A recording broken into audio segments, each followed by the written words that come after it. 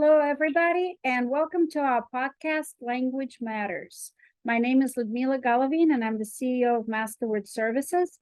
And I'm very grateful and excited to have an incredible guest today, Dr. Alejandro Chaoul, who is the founder and executive director of the Mind, Body, Spirit Institute with the Jung Center. Welcome, and thank you for joining us. Thank you, Mila. It's always good to see you. Alejandro, we just had an incredible Wellness Connection event when we talked about a journey to open-heartedness, and you gave us great tools on how to manage stress and how to stay with an open heart. But maybe many people were left wondering, what was your own journey through stress, through challenges that led you to know as much as you are and be where you are? Sure. I'll try and make it short.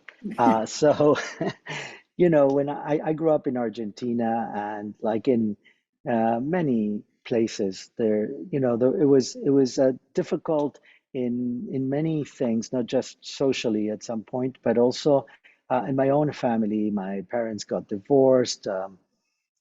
My sister lost an eye, um, and there were things that even going to psychologists said it didn't it didn't solve it. It didn't help. I didn't find ways to cope. And in fact, if anything, I probably closed my heart. And probably if I would kind of look back, probably my posture would be kind of closing in. And I would carry this backpack full of rocks in a way for a while. I also had what I called existential attacks, which was this sense of I'm going to die, and then what? What's going to happen? And growing up in a Jewish family in a Catholic country, also I couldn't find the right responses for what I needed. And so after a while, I was able to connect to a friend's uncle who was a meditator, and he taught me some tools, and those were very helpful. And it was transcendental meditation, and it had like a mantra that I could sweep my mind and be clear for a little bit. And then from there, I was very interested in Oriental techniques, and so at some point I was able to travel to India and meet Indian teachers, Tibetan teachers, and was really with the Tibetan teachers that I really honed into practices.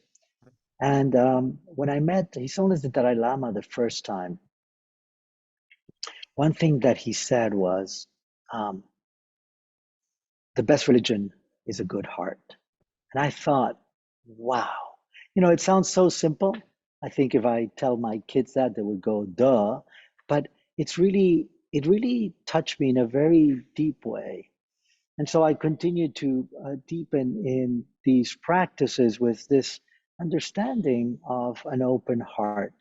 And partly, even when you talk about mind in many of the contemplative traditions, they don't point here, they point here. So heart, when we mean heart, what we mean is this more embodied place that our mind, it's not so much doing and kind of in the business address, but more in the home address and being back a human being. And that's really what inspired me to continue the work of meditation and other mind-body practices that allowed both to connect to the heart, but also to keep it open in difficult times. As my good friend and great Zen teacher, Joan Halifax, says, it's like keeping a strong back, but a soft front. Wow. And once again, how important and how much the words matter. And just such a simple phrase, your best religion is a good heart. So, and spoken by Dalai Lama. And you did quite a few. You did a lot of work with Dalai Lama, right?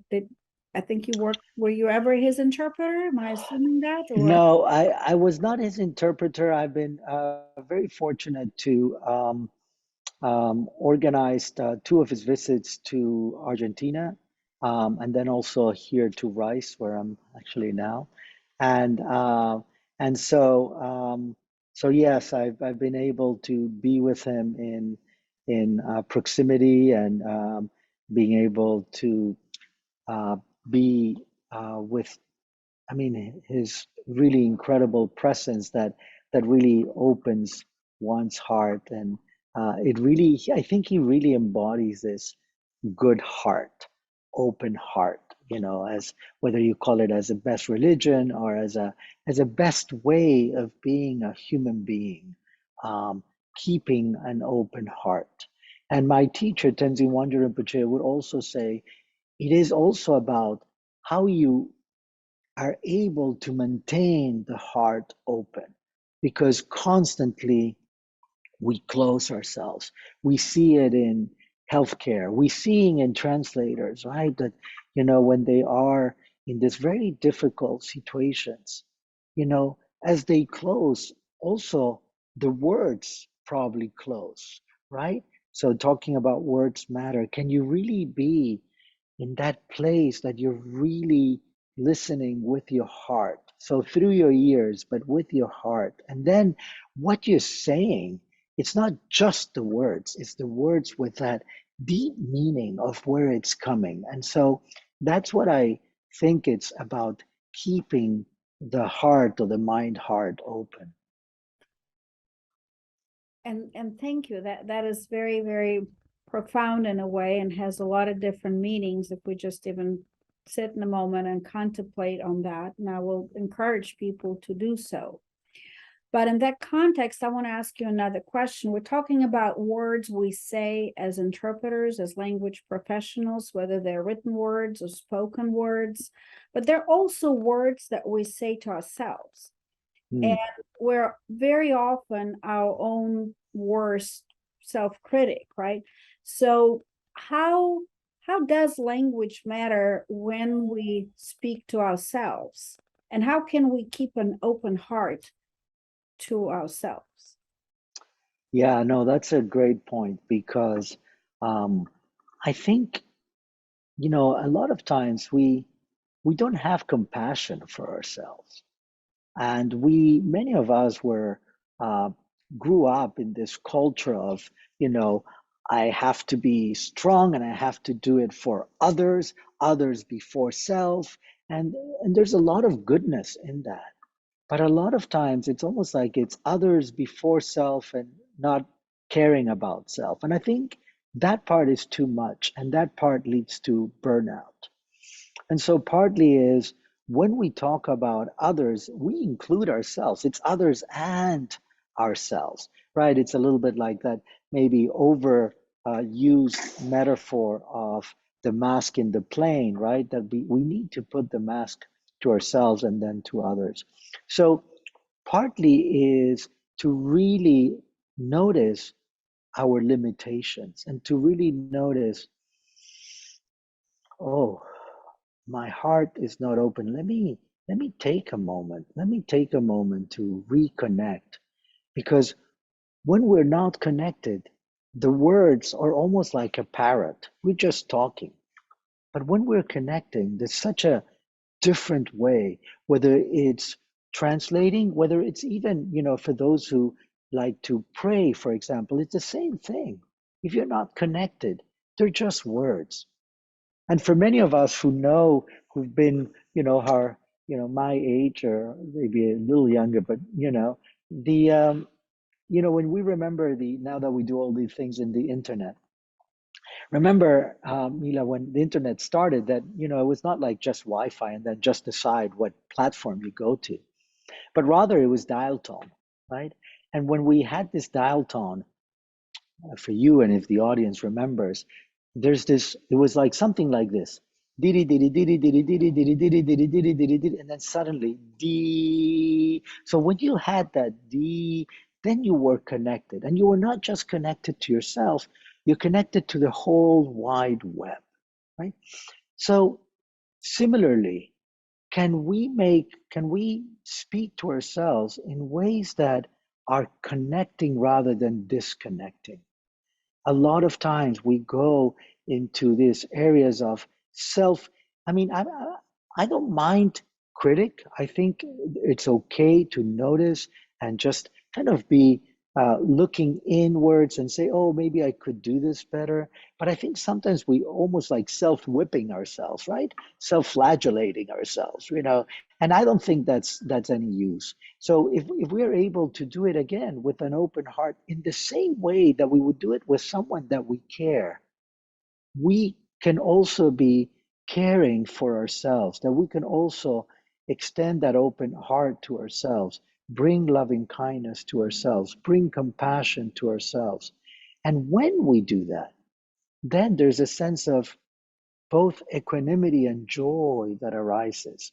You know, so we're talking about words, but behind me I have art.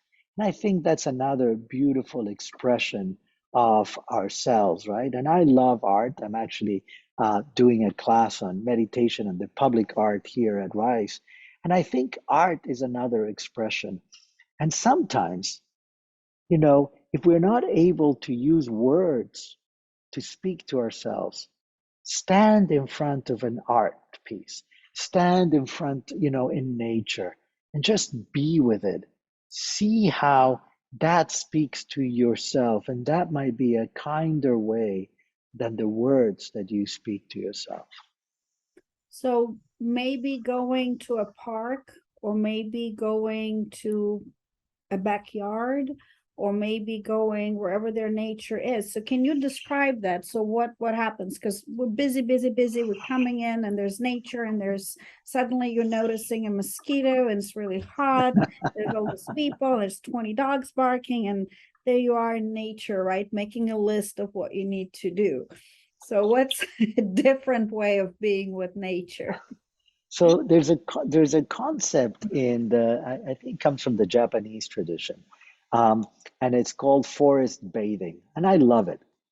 So, you know, as you know, I bike usually to work. And when I bike to work, I actually go through beautiful trees. Now, when I'm really thinking of my appointment and what I have to do, I just rush through it. And the only thing I care is not crashing into the trees, right? But when I'm more open, I actually ride through the trees and smell and connect. So there's a sense of this bathing, of being with it. So whether it's the trees, whether it's flowers, whether it's that, you know, usual thing of smelling the flowers, really to stop and take a deep breath as we open our heart. And then we can proceed, right? So we've done this stop formula. Just, you know, take a moment to really connect. So stop means stop, connect, you know, stop the usually wandering of the mind everywhere else and focus by taking a deep breath, and the O, open.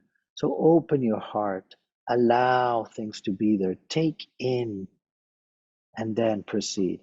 And this also relates to this aspect that most of us, particularly in the service areas, we are not good receiving. We might be good giving, but we're not good receiving.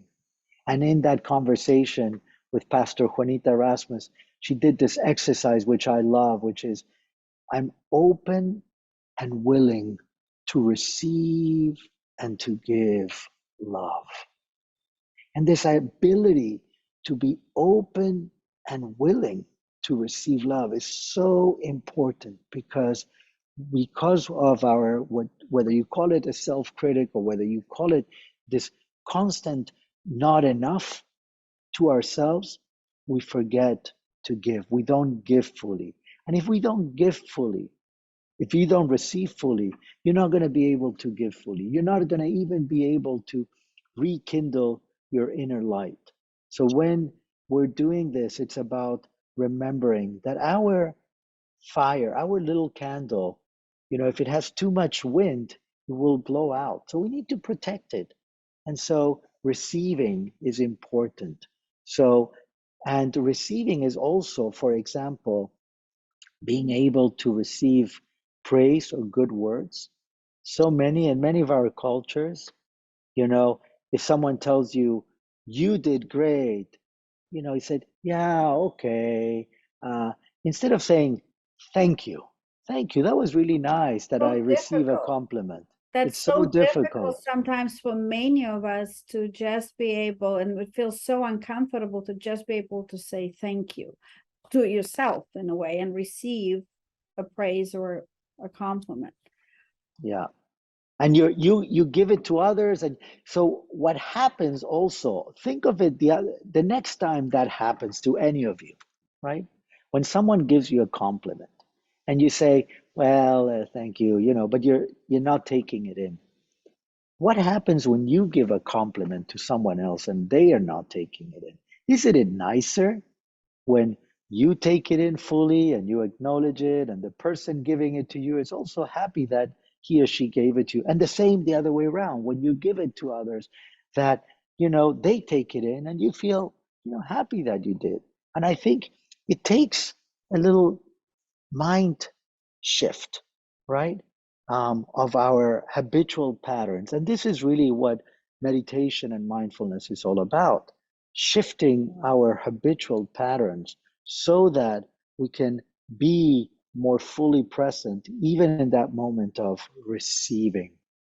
Receive fully. I'm open and willing to receive that love, that beautiful comment.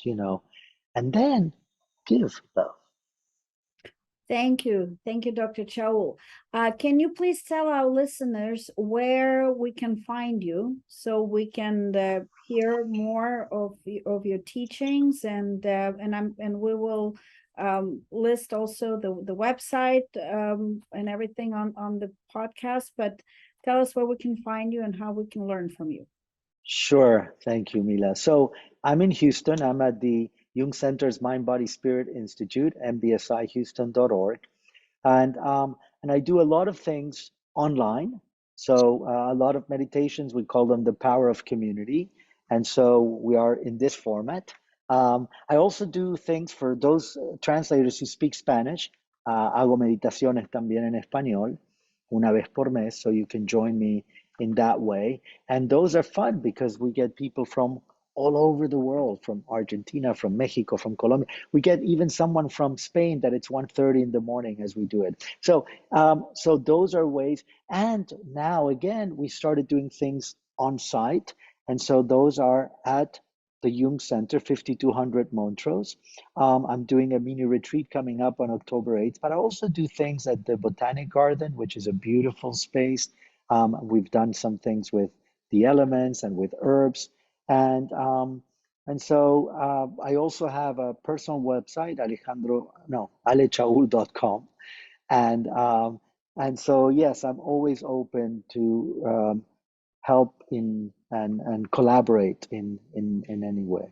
Well, thank you so much for everything that you do. And we encourage our listeners to reach out, to connect, to attend some of the wonderful programming, and to find this as a way to deal with vicarious trauma, as a way to deal with stress, and most importantly, as a way to keep that open heart to both yourself and others. So thank you, Dr. Chaoul, and thank you for joining us today. Thank you, Mila, and thank you, everyone.